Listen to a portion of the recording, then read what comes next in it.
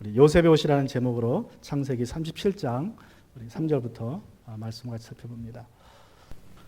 창세기 요셉 이야기는 우리가 너무나 잘 아는 이야기죠. 너무나 잘 알고 또 신앙생활 하신 연도가 다 최소한 우리 교회 평균은 한 30년 되는 것 같아요. 그래서 아마 마음속으로 거의 메모리하다시피 하는 이야기인데, 오늘은 이 요셉의 이야기를 옷이라는 그 주제로 같이 풀어보고자 합니다. 옷이라는 주제로. 그래서 이 요셉이 평생 동안 옷을 많이 입었겠지만 이제 어떤 옷을 입었는지, 그 요셉이 입었던 옷, 요셉이 가졌던 옷에 대해서 같이 시간 살펴보면서 오늘과 다음 그 2주 동안 한번 살펴보려고 합니다. 창세기 요셉 이야기는 37장부터 시작되어서 창세기가 끝나는 50장까지 이어지는 그러한 긴 이야기입니다. 그 38장에 유다 얘기가 나오고 49장에 야곱이 12아들을 축복하는 그 기도 내용을 빼면 무려 12장, 50장 중에 12장의 이야기가 요셉의 이야기입니다. 이거는 그 아브라함의 이야기와 거의 비슷해요. 아브라함의 이야기가 11장 말에서 시작해서 25장 10절에 끝납니다. 14장이에요. 아브라함의 이야기는 창세기 중에서. 근데 무려 12장의 요셉의 이야기라는 것은 그만큼 아브라함 다음으로 그 중요한 인물이 요셉이라는 뜻이죠. 창세기에서. 또 우리 구원사에서 요셉이 차지하는 비중이 아주 많다는 것을 알려주는 것입니다. 그래서 말씀드린 것처럼 우리가 요셉의 이야기를 너무나 잘 알고 있지만 요셉의 그 입었던 옷, 그가 가졌던 옷을 통해서 같이 이 시간 나눠보는데, 그가 입었던 첫 번째 특별한 옷이 바로 편애의 옷입니다. 편애의 옷. 요셉에 관련된 첫 번째 옷, 편애의 옷. 창세기 37장 3절에 보시면 이스라엘은 늙음하게 요셉을 얻었으므로 다른 아들들보다 요셉을 더 사랑하여서 그에게 화려한 옷을 입혔다라고 말씀을 하고 있습니다. 자, 야곱이 얼마나 늙음하게 낳았길래 요셉을 그만큼 다른 아들들보다도 자녀들보다도 더 사랑했습니까? 야곱이 몇 살에 요셉을 낳았을까요? 성경에는 정확히 몇 살이라고 이야기하고 있지 않지만 창세기 이야기들 이렇게 계산을 해보면 우리가 그가 몇 살에 요셉을 낳았는지 우리가 알 수 있습니다. 먼저 이것을 알기 위해서 우리가 한번 생각해 봐야 될 핵심적인 사건이, 이 창세기 기록된 사건이 야곱이 나이가 기록된 그 성경 구절인데, 그 창세기 47장 9절에 보시면 이렇게 말씀하고 있어요. 야곱이 바로에게 대답하였다. 그러니까 야곱이 이제 마침내 이집트에 내려왔을 때에, 이집트에 내려와서 바로를 만나면서 이제 대답한 이야기입니다. 이 세상을 떠돌아낸 횟수가 100년하고도 30년입니다. 그러니까 야곱이 130세에 이집트로 내려왔습니다. 자, 그러면 이때 요셉의 나이가 몇 살입니까? 이때. 자, 요셉이 몇 살에 총리가 되었죠? 41장 46절에 보시면 요셉이 30살에, 요셉이 17살에 형들의 손에 종으로 팔려서 이집트에 내려옵니다. 그리고 13년이 지나서 30살에 총리가 돼요. 자, 이제 총리가 된 이후에 7년 대흉년, 기근이 시작되고 이제 7년 대흉년이 시작되는데, 이 기간 중에 이제 흉년이 시작된 2년째에 형들을 만납니다. 그리고 2년째에 아버지를 만나게 되죠.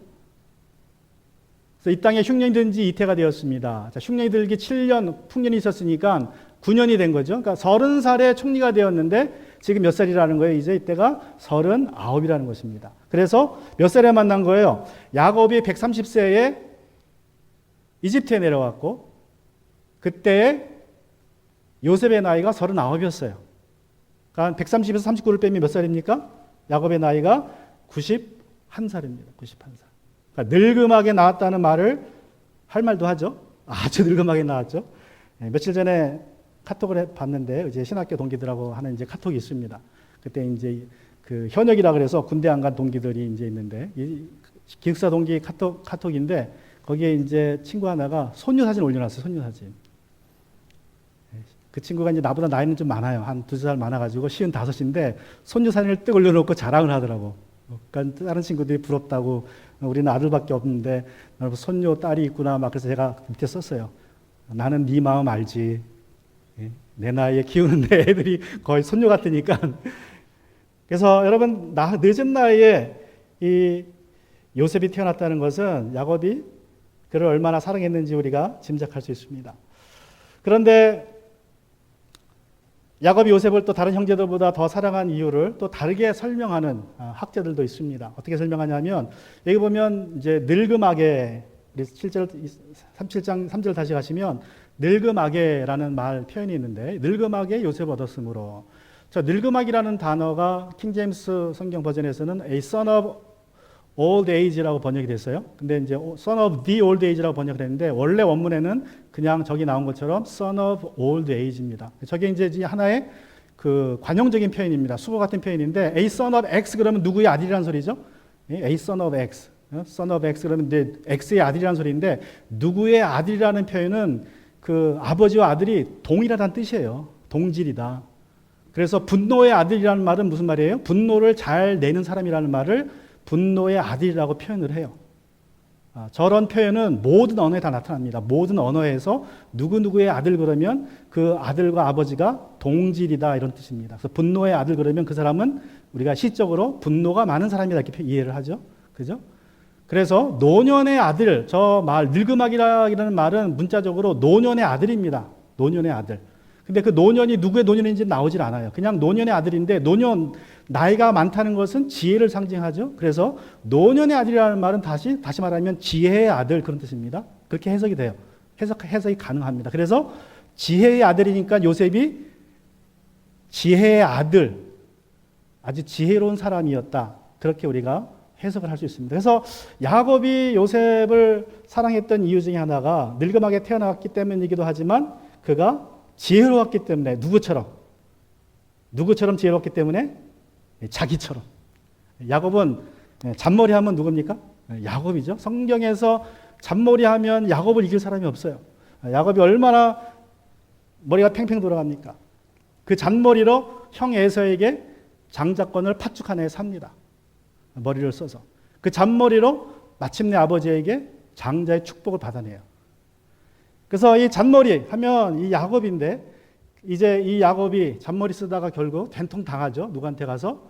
자기 피부치 라반 삼촌한테 가서 이제 된통 당하고 오는 이야기도 나오지만 어쨌든 이 야곱의 입장에서 볼 때는 요셉을 볼 때 늙어서 낳았죠.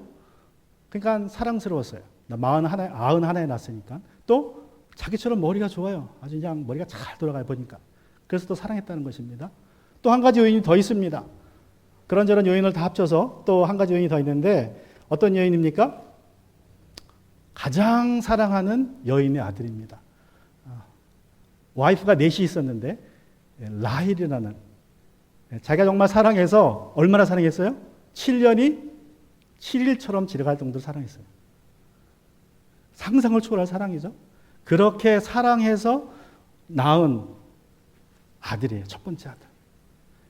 여러분 단순히 이스라엘이 야곱이 요셉을 늙어서 낳아 사랑했다면 더 늙어서 낳은 아들도 있어요. 누구예요? 베냐민 막내입니다. 그죠? 그러니까 그냥 단순하게 늙어서 낳았기 때문에 요셉을 사랑했다 그러면 베냐민을 더 사랑해야 돼요. 그런데 베냐민 위에 있는 야곱을 더 사랑하는 이유는 자기가 제일 사랑하는 아내의 처자들이었기 때문에 그렇고 또 자기처럼 머리가 잘 돌아가요. 아주 똑똑해요. 지혜로워요. 그래서 이제 야곱이 요셉을 더 사랑했습니다. 그래서 어떻게 했어요? 더 사랑해서 어떻게 했습니까? 예? 더 사랑해서 어떻게 했어요? 보면 화려한 옷을 지어 입혔다. 색동옷, 화려한 옷을 지어 입혔다고 얘기합니다. 화려한 옷. 자, 대부분의 성경학자들은 이 화려한 옷이 색동옷이라고 이제 얘기를 하는데, 여러분이 당시에 그 옷 색깔은요, 전 세계를 막론하고 흰색이나 회색입니다.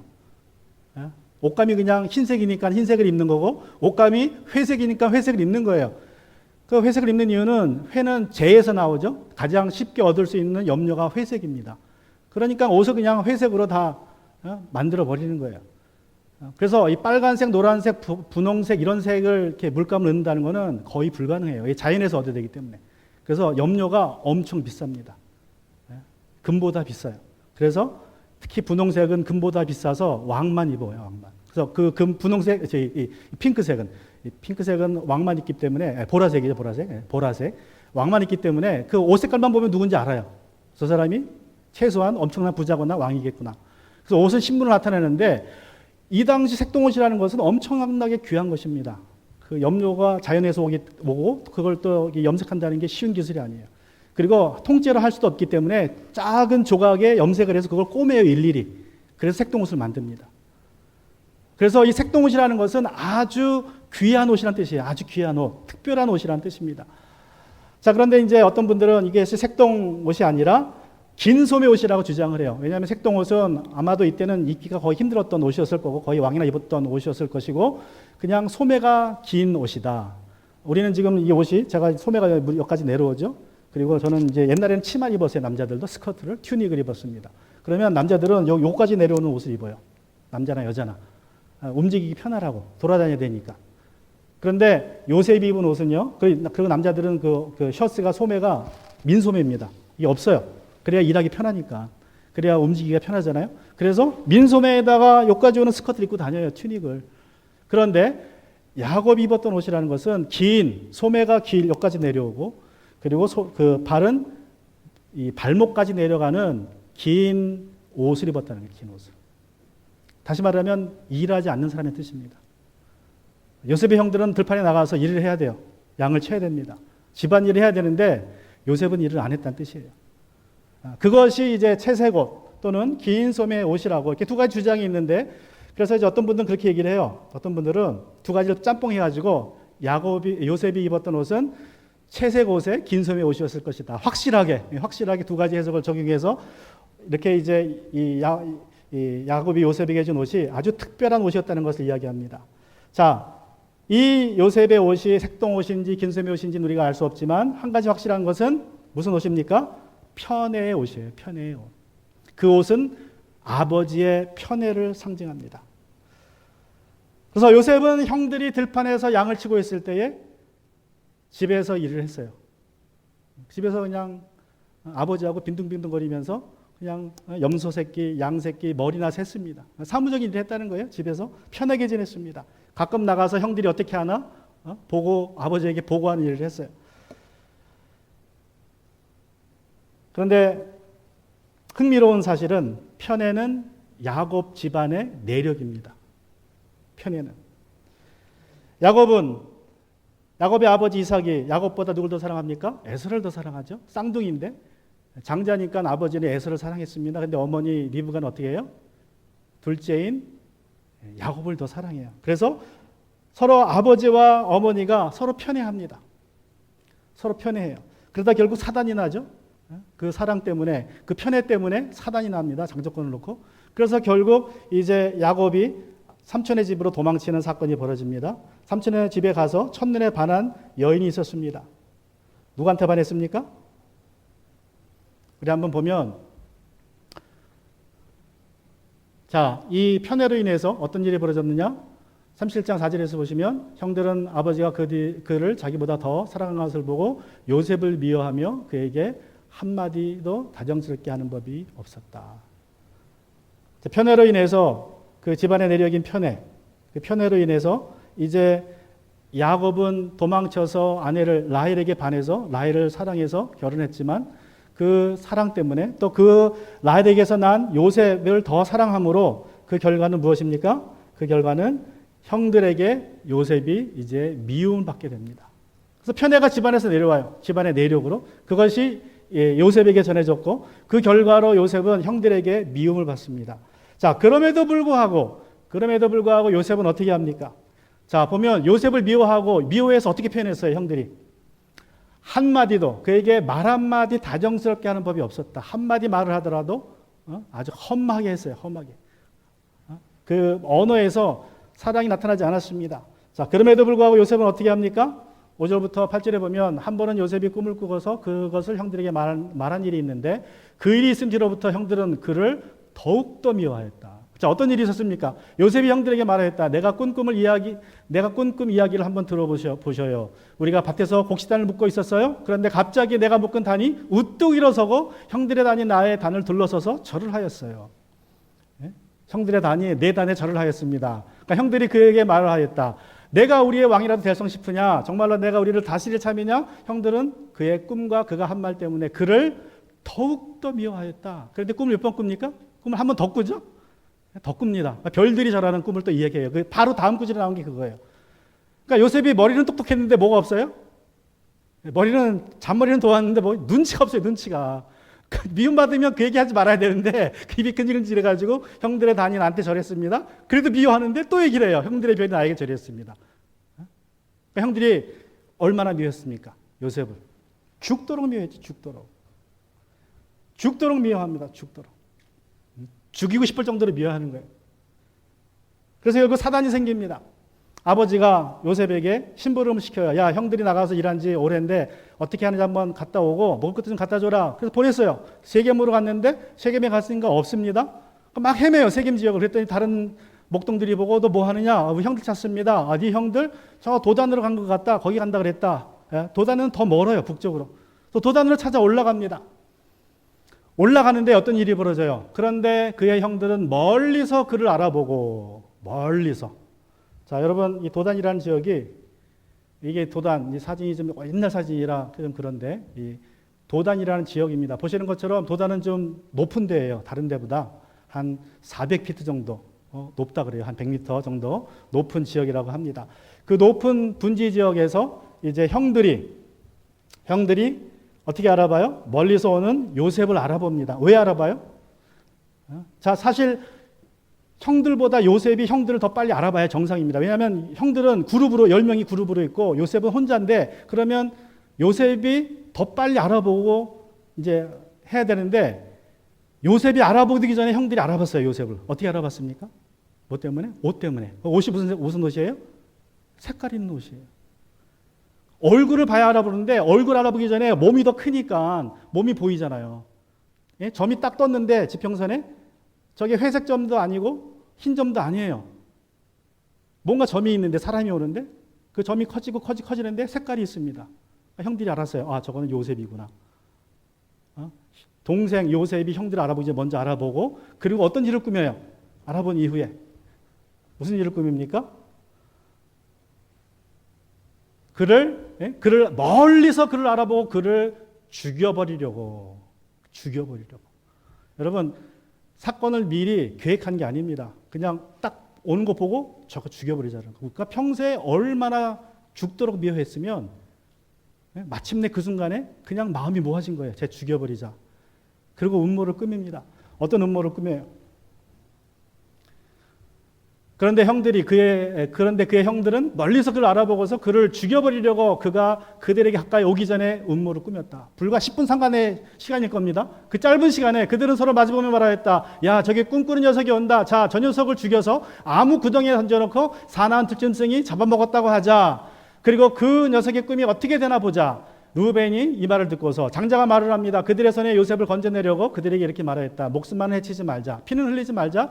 여기 들판에 있는 구덩이에 그 아이를 던져넣기만 하고 그 아이에게서 손을 대지는 말자. 루벤은 요셉을 그들에게서 건져내서 아버지에게 돌려보낼 생각으로 이렇게 말한 것이다. 요셉이 형들에게 오자 그들은 그의 옷, 어떤 옷입니까? 편의 옷. 그 편의 옷을 그가 입은 화려한 옷을 벗기고 그를 들어서 구덩이에 던져 넣었다. 그 구덩이는 비어 있었고 그 안에 풀이 없었다. 10명 중에 9명의 형이 요셉을 잡아 죽이는 결정을 하고 실행을 합니다. 그때 루벤이 말려요. 장자기 때문에. 아마도 루벤은 이미 아버지한테 미운 털이 박혔습니다. 그 비라 아버지의 아내를 범한 죄가 있기 때문에 아마 그 점수를 회복하려는지 만회하려는지 막았어요. 야, 죽이지는 말자. 우리 피부치 아니냐. 구덩이에 이제 던져놓자. 살려주려고 계획을 했는데 이제 일단 와서 요셉이 도착하자 그냥 옷을 벗겼습니다. 편의 옷을 벗기고 그를 맨몸으로 물이 없는 구덩이에 던져버립니다. 이 도단이라는 말의 뜻이요. 두 구덩이 이런데 두 구덩이. 두 개의 우물, 두 개의 구덩이라는 뜻입니다. 쌍둥이 우물. 그래서 이 요셉이 마침내 편의 옷이 벗겨지고 그리고 이제 구덩이에 던지게 됩니다. 여러분 이 이야기를 통해서 우리가 알 수 있는 것은 편애라는 것이 우리가 사람이니까 편애를 안 할 수는 없어요. 그죠? 우리가 부모로서 자녀들이 많으면 그 중에 하나 좋아하게 됩니다. 대부분 자기 닮은 애를 좋아해요. 생김새가 자기 닮으면 제일 좋아합니다.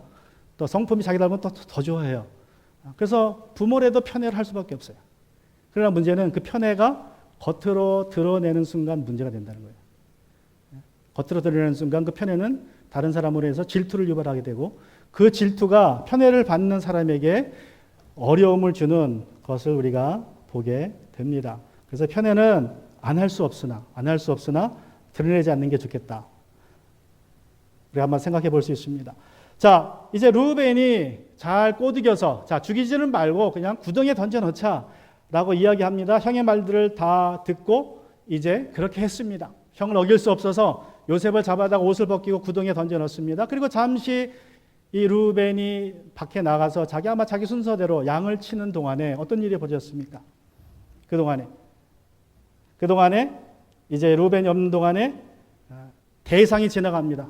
이스마엘 자손들의 후손들이 이집트로 내려가요. 대상으로 물건을 팔러 장사꾼들이 그들을 보고 유다가 제안을 합니다. 그래도 피부치니까 죽이지는 말고 팔아넘기자. 그럼 돈도 생기지 않느냐. 굳이 우리가 동생을 죽일 필요 있겠느냐. 그래서 은 20전에 팔아요. 여러분, 은 20전은 당시에 노예 남자 한 명의 값이고 그가 얼마나 큰 가치냐면 목동 한 사람이 1년 일하면 은이 8전이라 그래요. 그러니까 20전이니까 굉장히 2년치의 그 월급입니다. 남자 한 사람. 그러니까 큰 돈이죠. 그래서 그래 죽이지 말고 그래도 불쌍하니까 죽이지 말고 돈이라도 벌자. 그리고 이제 팔아버립니다. 팔아버리고 어떻게 합니까? 요셉이 입고 있었던 그 채색 옷, 편의 옷을 가져다가 염소를 죽이고 그 염소 피를 묻힙니다. 그리고 이렇게 합니다. 37장, 23장, 32절, 33절. 그들은 피 묻힌 그 화려한 옷을 아버지에게 가져가서 말했다. 우리가 이 옷을 주었습니다. 이것이 아버지의 아들의 옷인지 잘 살펴보시기 바랍니다. 그가 그 옷을 알아보고서 야곱이 그 옷을 알아보고서 부르짖었다. 내 아들의 옷이다. 사나운 들짐승이 그 아이를 잡아 먹었구나. 요셉은 찢겨서 죽은 것이 틀림이 없다. 야곱이 10명의 아들들에게 감쪽같이 속습니다. 감쪽같이. 마치 수십 년 전에 야곱이 이삭을 속였던 것처럼 자신이 아버지를 감쪽같이 속였던 것처럼 자신도 10명의 아들에게 감쪽같이 속습니다. 그때 어떻게 속였어요? 야곱이 아버지를 염소를 잡죠. 그죠? 염소를 잡아서 그 고기는 그 엄마가 아버지가 좋아하는 고기국을 만들고 그 가죽을 털을 벗겨서 팔을 덮습니다. 자기 형은 털이 많으니까 목을 덮습니다. 그리고 아버지에게 들어가서 아버지에게 장자권을 받아왔어요. 아버지를 감쪽같이 속였습니다. 야곱이. 근데 지금은 이제 누가 속습니까? 야곱이 이제 10명의 아들에게 속아요. 아주 깜짝같이 속습니다. 죽을 때까지 이걸 모를 수 있었어요. 죽을 때까지. 나중에는 결국 요셉이 총리가 되어서 요셉을 만남으로 그때 알게 돼요. 그러니까 그때까지 이 형들이 입 싹 닫고 완전히 아버지 속였어요. 야곱은 아버지 속였을 때 언제 들통이 났습니까? 바로 먹여주고 기도받고 나갈 때 형이 들어와서 바로 들통이 났는데 야곱은 어떻게 돼요? 평생 죽을 때까지 속고 있었어요. 자, 여러분, 이 이야기를 통해서 우리가 어떤 생각을 할 수 있습니까? 어떤 말씀이 있어요? 심는 대로 걷는다는 말이 있죠. 심는 대로 걷는다. 이 말이 괜히 생긴 말이 아니에요. 심는 대로 걷는다는 말은요, 교회 안 다니는 사람들한테 모든 사람들이 다 이 말을 이해합니다. 모든 문화에 이 속담이 다 있어요. 심는 대로 걷는다. 그러니까 이 심는 대로 걷는다는 말은 그냥 하나님이 정하신 법칙이에요. 하나님이 정하신 우주의 원리입니다. 내가 심은 것을 내가 걷습니다. 그래서 이 말씀이 우리 성경에도 있죠. 우리가 잘 아는 갈라디아서 말씀해 보면 6장 7절에 자기를 속이지 마십시오. 하나님은 조롱을 받으실 분이 아닙니다. 사람은 무엇을 심든지 심는 대로 거둡니다. 여러분, 심는 법칙이 있습니다. 여러분, 심으면 언젠가 반드시 내가 걷습니다. 이게 첫 번째 원리예요. 반드시 거친다. 열매가 맺힌다. 이게 첫 번째 원리입니다. 첫 번째 원리. 두 번째 원리는 뭡니까? 심으면 거친다. 두 번째, 심은 것보다 많이 거친다. 이게 두 번째 원리예요. 내가 하나를 심으면 100이 납니다. 그죠? 하나를 심으면 하나가 나는 게 아니에요. 그러면 하나만 돌려받으면 얼마나 좋아요? 근데 하나를 심으면 그게 선한 일이든 악한 일은 100으로 돌아와요. 이게 심는 법칙입니다. 그래서 우리는 잘 심어야 돼요. 아까 말씀드린 것처럼요, 야곱은 아버지를 속였는데 바로 들통이 났죠. 혼자 속였어요. 근데 야곱은 나중에 어떻게 됩니까? 10명에게 속습니다. 그리고 평생 자기가 속았다는 걸 몰라요. 그렇게 거치는 거예요. 그렇게. 자, 이제 어떻게 됩니까? 그래서 우리가 좋은 것을 심어야 돼요. 이 말씀에 의해서. 그래서 갈라디아서 6장 8절을 보면 좋은 것을 심으라고 말씀을 하세요. 어떻게 좋은 것을 심어라? 자기 육체에다 심는 사람은 육체에서 썩을 것을 거두고 성령에다 심는 사람은 성령에게서 영생을 거둘 것입니다. 자, 심은 대로 걷기 때문에 우리는 좋은 것을 심어야 됩니다. 육체에 심지 말고 성령에 심어야 돼요. 그런데 문제가 여러분 여기서 나온 성령이라는 말씀을 너무 종교적으로 해석하시면 안 됩니다. 다시 한번 우리 6절부터 8절까지 보면 성령에다 심다는 말이 무슨 뜻인지 알 수 있어요. 자, 자기 육체에다 심는 사람은 육체에 썩을 것을 거두고 성령에다 심는 사람은 성령에게서 영생을 거둘 것입니다. 그리고 9절에서 뭐라 그러냐면 선한 일을 하다가 낙심하지 맙시다. 선한 일은 여기서 뭘까요? 여기서 말하는 선한 일은 뭘 가리켜요? 9절에서 말하는 선한 일은 성령에다 심는 거예요. 그게 선한 일입니다. 육체에 심는 거는 악한 일이에요. 그죠? 자, 그러면 선한 일을 또 설명해요. 선한 일 하다 낙심하지 맙시다. 지쳐서 넘어지지 아니하면 때가 이를 때 거둘 것입니다. 그러므로 이제 결론이에요. 기회가 있는 대로 모든 사람에게 선한 일을 합시다. 자, 그러면 성령에 심는 것이 선한 일인데 그 선한 일이라는 것은 모든 사람에게 하는 선한 일이다. 그게 성령에 심는 거다. 그런데 특히 믿음의 식구들에게 더 그렇게 합시다. 다시 말하면 여기서 말하는 선한 이 성령에 심는 일은 이 성령에다 심는 일이라는 것은 모든 믿음의 식구들에게 선한 일을 하는 거예요. 선한 일이라는 것은 우리 히브리서 10장 24절에도 말씀하시죠. 그리고 서로 마음을 써서 사랑과 선한 일을 하도록 격려합시다. 여러분 성경에서 선하다는 말은 항상 준다는 말과 같이 나와요. 하나님은 선하신 분이라 의인과 악인에게도 비와 햇볕을 내려주세요. 그죠? 하나님은 선한 분이에요. 주시는 분이에요. 선하다는 것은 주는 사람 말합니다. 나누는 사람. 그게 성령에 심는 거예요. 믿음의 식구들에겐. 특별히 믿음의 사람들에게 선한 일을 합시다. 그것이 우리가 심어야 될 것입니다. 자, 그래서 이 야곱이 요셉에게 주었던 또 요셉이 입었던 첫 번째 옷은 편의 옷입니다. 자, 그러면 두 번째 옷은 무엇입니까? 오늘 이제 두 번째 옷까지 나누고자 하는 건데 두 번째 옷은 참소의 옷입니다. 참소의 옷. 요셉이 입었던 두 번째 옷, 참소의 옷. 요셉은 이집트에서 보디발이라는 그 바로의 경호대장에게 종으로 팔려갔습니다. 그야말로 하루아침에 아버지의 사랑받는 아들에서 종이 돼버려요. 하늘에서 땅으로 떨어져 버린 거죠. 그런데 요셉은 절망하지 않습니다. 원망하지도 않습니다. 하나님을 원망하지 않습니다. 요셉은 비록 종으로 팔려왔지만 거기서도 최선을 다하고 또 하나님이 그와 함께 하셔서 그에게 형통함을 주세요. 중요한 것은 하나님이 그와 함께 하신다는 것과 그가 하나님 때문에 형통하다는 사실을 이 바로의 경호대장이 알고 보디발이 알고 그 요셉을 픽업합니다. 아, 제가 축복의 통로구나. 그래서 그 요셉을 어린 나이인데도 자기 집안의 집사로 세워버려요. 그러니까 바로의 경호대장이니까 장관입니다. 장관. 엄청난 최측근인데 그 집에 종이 얼마나 많겠어요. 근데 그 집을 다 다스리는 보디발이 먹는 음식과 그 아내만 빼고는 다 다스리는 책임자가 됩니다. 책임자가 돼요. 그래서 하루아침에 다시 성공을 합니다. 그래서 그때 이제 그가 그 바로의 경호대장의 집을 다스리는 집사장이 되었으니 옷도 다르게 입었겠죠. 다른 종들하고 딱 구분이 되게 보면 저 사람이 이 집의 책임자라는 걸 알 수 있도록 다른 옷을 입고 다녔을 거예요. 뭐 성경에서는 얘기하지 않지만 지금은 나오지 않지만 아마 그가 입었던 옷은 다른 종들과는 다른 좀 특별한 좋은 옷이었을 것입니다. 자, 이제 그 성공의 옷을 요셉이 입고 일을 합니다. 이 보디발의 집에서. 그런데 어느 날부터 보디발의 아내가 자신을 바라보는 눈이 심상치 않다는 것을 요셉이 눈치를 챕니다.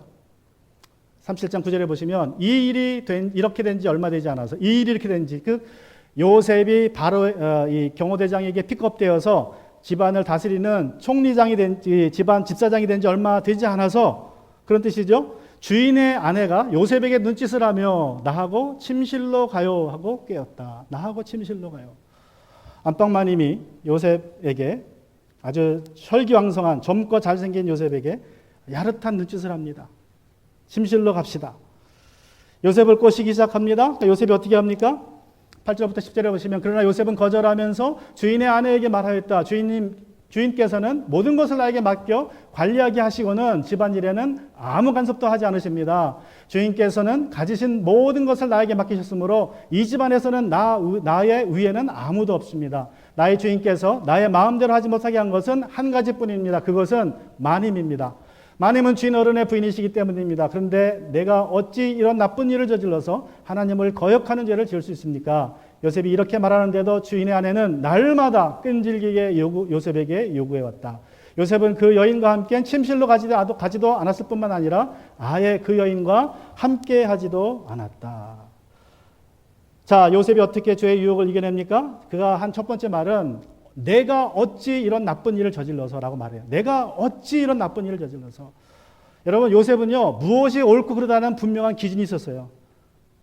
그래서 내가 어찌 이 나쁜 일을 저질러서라고 말합니다. 오늘날 선악의 기준은 성경 말씀이 아니라 자기 자신이 되어버렸어요. 이게 사실 죄죠. 선악의 기준이 내가 되었어요. 내가. 자기 자신. 근데 특별히 나라는 존재 중에서도 지성이 내 선악의 기준이면 좀 괜찮은데 내 지성이 아니라 내 감정이 나의 선악의 기준이 되어버렸습니다. 내가 좋으면 진리예요. 내가 좋으면 옳은 겁니다. 내가 싫으면 틀린 거예요. 그게 선과 악의 기준입니다. 그래서 동성애도 내가 좋으면 그게 선이라는 거예요. 내가 좋으니까 선이라는 거예요. 내가 원하니까 좋으니까 그게 선이고 그걸 나쁘다고 얘기하지 말아라. 그건 당신한테 나쁜 거지 나한테 선이다. 그래서 동성애를 죄라고 얘기하면 그게 죄가 되는 거예요. 그런 세상이 돼버린 그게 논리입니다. 아주 간단해요. 내가 I feel good, then it's good, it's true. 성경 말씀이 그거 안 된다, 된다가 아니라 그냥 내 느낌에 좋으면 좋은 거예요. 내 느낌에 좋으면. 근데 요셉은 여러분 그래서 오늘날 내 느낌이 이 판단의 기준이기 때문에 그냥 너 좋고 나 좋으면 다 좋으니까 그게 진리가 됩니다. 우리 속담에 그런 말이 있죠. 누이 좋고 매부 좋고. 누이 좋고 매부 좋으면 그게 진리가 돼버렸어요. 여러분 요셉이 그 주인 마님과 잠자리 한번 해주면 누이 좋고 매부 좋아요. 이제 더 승승장구합니다. 모든 게 자기 거니까. 뭐 DNA 테스트가 있습니까? 뭐 CC 카메라가 달려 있어서 그걸 감시합니까? 누가 알아요? 애가 태어나도 누구인지 모르지. 그죠? 뭐 혈액형 검사하겠어요?